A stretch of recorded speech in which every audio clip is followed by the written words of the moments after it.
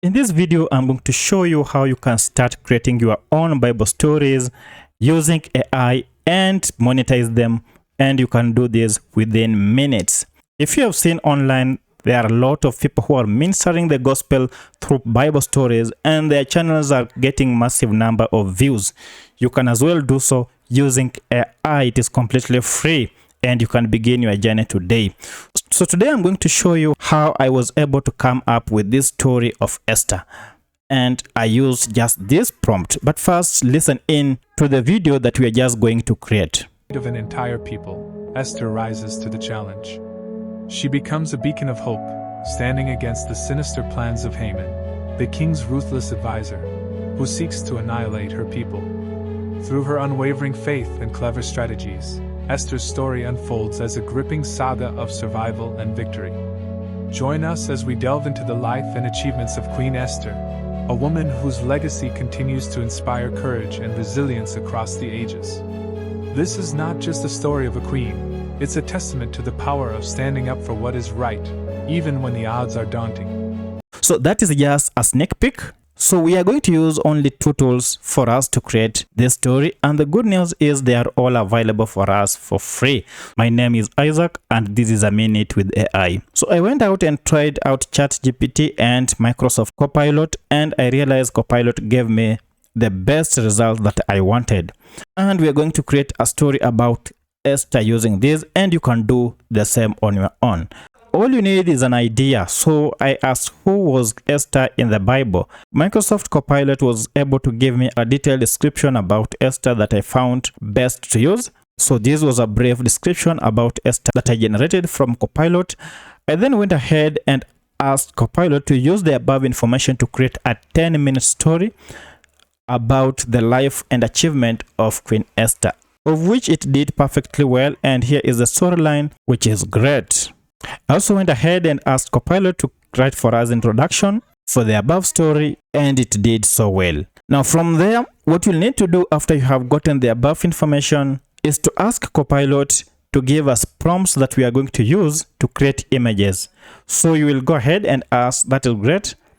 Now write prompts that I can use to create images for the above story. And you realize for each part, we have now image prompts that we are going to use to create images that will accompany each scene, and then come up with a voiceover to create the video that you have just watched. Now to create the video, we are going to use a free to use online tool called FlexClip. Just go ahead and log in to flexclip.com, sign up for a free account, and you're good to go. And by the way, FlexClip offers a free account that you can use. With the free account, you can download a video of up to 720 pixels.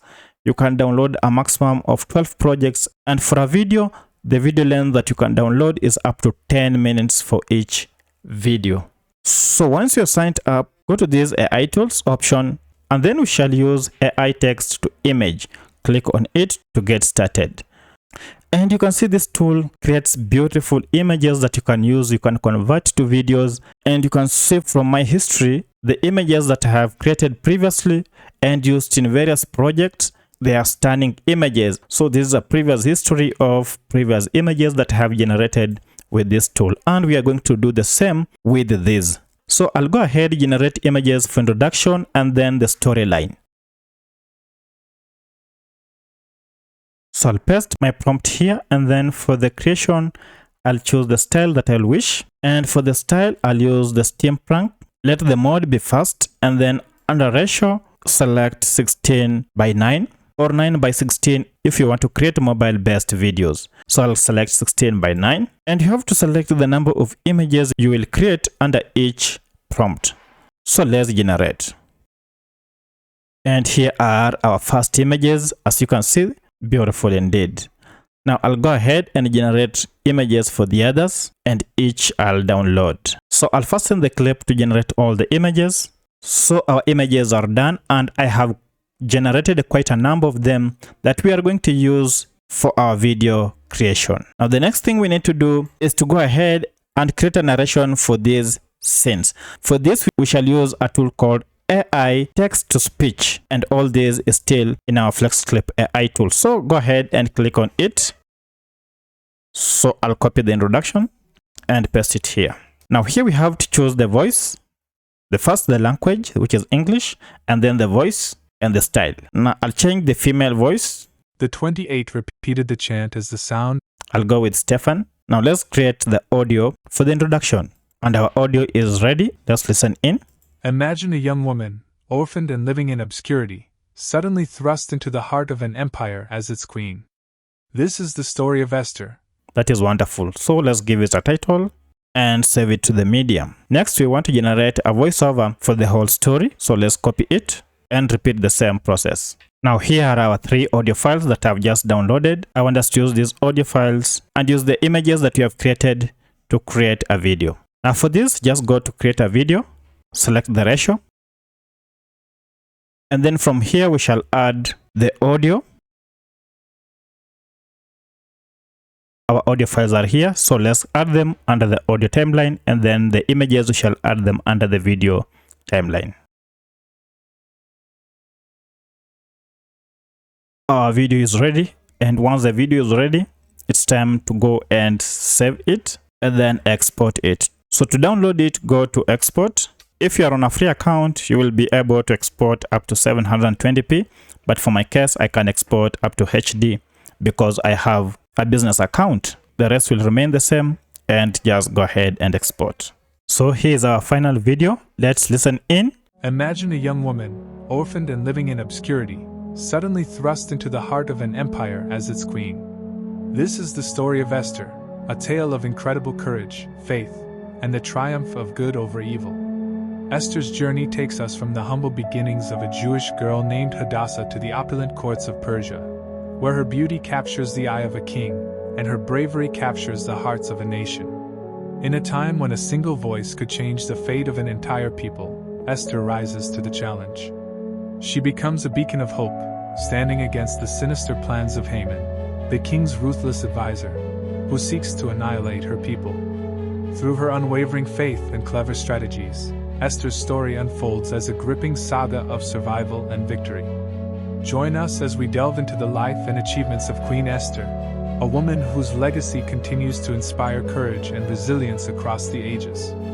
This is not just the story of a queen, it's a testament to the power of standing up for what is right, even when the odds are daunting. Once upon a time, in the vast empire of Persia, there lived a young Jewish woman named Hadassah. Orphaned at an early age, she was taken in by her kind cousin, Mordecai, who raised her as his own daughter. Known for her exceptional beauty and grace, Hadassah lived a humble life, devoted to her faith and her people. At this time, King Ahasuerus of Persia was in search of a new queen. Following the advice of his advisors, he conducted a grand search throughout his kingdom. Many young women were brought to the palace, and among them was Hadassah, who went by the Persian name Esther. It was her striking beauty and inner strength that caught the king's eye, and she was chosen to become the new queen of Persia. Unbeknownst to the king, Esther was Jewish. Following Mordecai's advice, she kept her true identity a secret. Life in the palace was filled with luxury and opulence, but Esther remained humble and true to her roots. Meanwhile, a sinister plot was brewing. Haman, the king's chief advisor, harbored a deep hatred for the Jewish people. He devised a wicked plan to annihilate them all, and with the king's unwitting approval, he set a date for their destruction. The decree sent shockwaves through the Jewish community, and Mordecai was one of the first to learn of it. Mordecai, in his distress, reached out to Esther. He urged her to use her position to intercede on behalf of her people. Esther faced a grave dilemma. Approaching the king without being summoned could result in her death. Yet she knew that she alone had the power to save her people. After a period of fasting and prayer, Esther resolved to act, uttering the famous words, "If I perish, I perish." Dressed in her royal robes, Esther approached the king's throne. The king, charmed by her beauty and bravery, extended his golden scepter, sparing her life.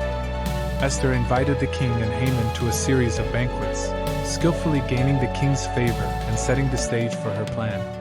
At the final banquet, Esther revealed her true identity to the king. She exposed Haman's plot to destroy her and her people. The king, furious at Haman's treachery, ordered his execution. The decree against the Jews was swiftly overturned, and a new edict was issued, allowing the Jews to defend themselves against their enemies.